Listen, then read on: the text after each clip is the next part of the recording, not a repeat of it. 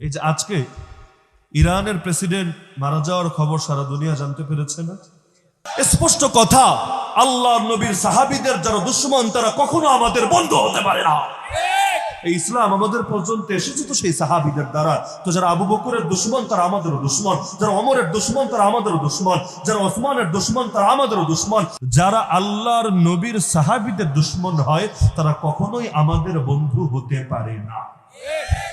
রোমার পারস্য আল্লাহ নবীর জামানায় যুদ্ধ চলছিল, এক দলের দ্বারা আরেক দল বিভিন্ন সময় তারাও জুলুমের শিকার হতো, কিন্তু কাফের তো কাফেরই। তো রোমার পারস্য যুদ্ধ চলে বলে এখন ধর্মীয় আদর্শকে ভুলে যাওয়ার কিন্তু সুযোগ থাকে না।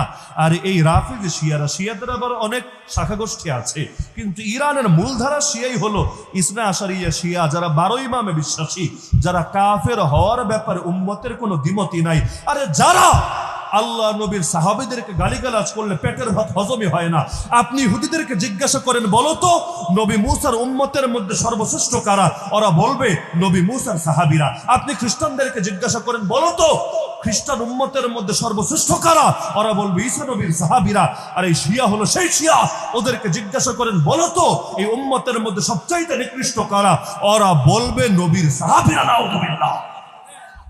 এমনকি যারা কাউকে নতুন করে শিয়া বানাতে গেলে এই কালেমা পর্যন্ত পরে, এগুলো তো অনলাইনের যুগ, সার্চ করলেও পেয়ে যাবেন।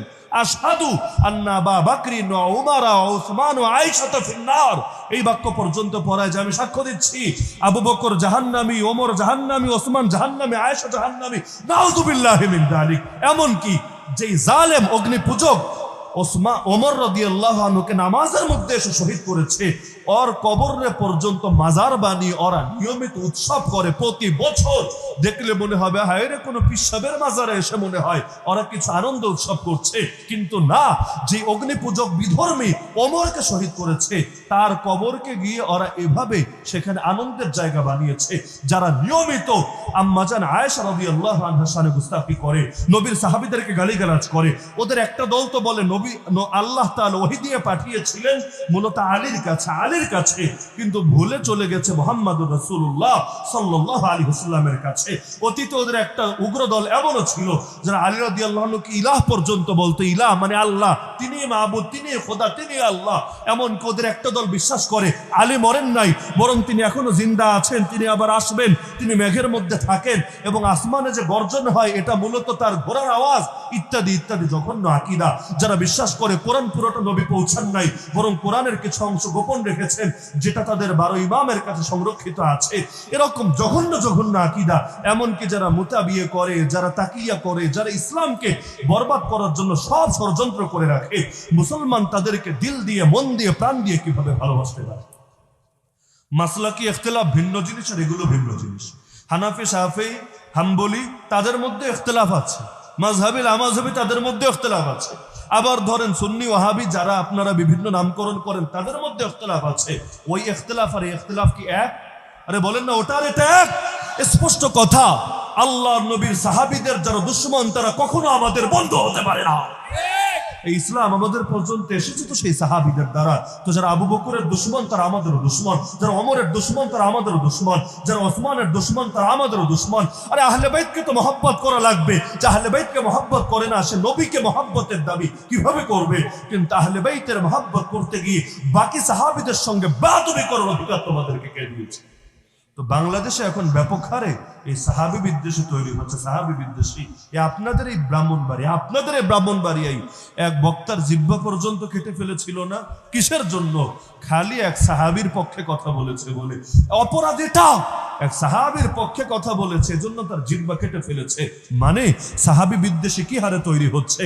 তাহলে যারা মূলত সাহাবী বিদ্বেষী, এই ইব্রাহিম রাইসি সে হলো ওই খামেনির খুব ঘনিষ্ঠ লোক, ইরানের একেবারে প্রধান ধর্মগুরু যে তার ঘনিষ্ঠ লোক। যারা আজ অবধি আল্লাহ নবীর সাহাবীদের সামনে যে গুস্তাখি করে এবং যারা যে এই বেয়াদবির কারণে ইসলাম থেকে বের হয়ে গিয়েছে, ন্যূনতম ইসলাম সম্পর্কে পড়াশোনা আছে এমন অস্বীকারই করতে পারবে না। তো তার মৃত্যুতে এখন যদি বলে রহমতুল্লাহ আলাইহি, তার মৃত্যুতে যদি বলে আল্লাহ তারে মাফ করো, আল্লাহ তার কবরে রহমত বর্ষণ করো, তাহলে এর চাইতে বড় ফাইজলামি কি হতে পারে?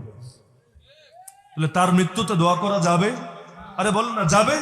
এখন যদি বলেন তার দ্বারা কি দ্বীনের খেদমত হয় নাই, আরে দ্বীনের খেদমত তো কোনো কাফেরের দ্বারা হতে পারে। পৃথিবীতে এমন কাফের নাই যে কাফের বটে, কিন্তু বিভিন্ন সময় মিডিয়ার দ্বারা, বিভিন্ন কথাবার্তার দ্বারা, বিভিন্ন তথ্য দেওয়ার দ্বারা ইসলামের উপকার করে এমন লোক নাই।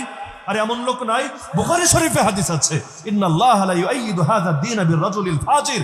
আল্লাহ কখনো পাপিষ্ঠ লোকের দ্বারাও ইসলামকে শক্তিশালী করে, যার নিজের কপালে জান্নাত নাই কিন্তু তার দ্বারা ইসলামের উপকার মেলে, এমন লোক দুনিয়ার বুকে আছে। তো এটা তো সহিহ হাদিস দ্বারাই স্বীকৃত। তো যদি তার দ্বারা জিহাদের ময়দানে উপকার হয়, যদি তার দ্বারা হামাস শক্তিশালী হয়, আরে সেটা তো দুনিয়ার বিষয়। কিন্তু তাই বলে আপনি ফতোয়া তো পাল্টে দিতে পারেন না। এটা ব্যক্তি বিদ্বেষের কথা না, এটা আকীদার কথা।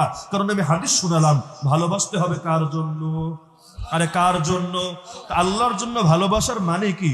যে আল্লাহর বিপক্ষে তারে ভালোবাসতে হবে, যে নবীর বিপক্ষে তারে ভালোবাসতে হবে, যে নবীর সাহাবীদেরকে গালিগালাজ করে তাকে ভালোবাসতে হবে।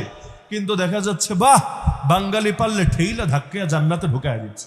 এখন তো জান্নাত আমাদের হাতে, পারলে যে কেউ ঢুকায়া তালা মাইরা একেবারে চাবি নিয়ে এসে হাজির হব, এমন এক আজীব অবস্থা। জান্নাত নিয়ে পর্যন্ত লোকে ফাইজলামি করে। সাবধান।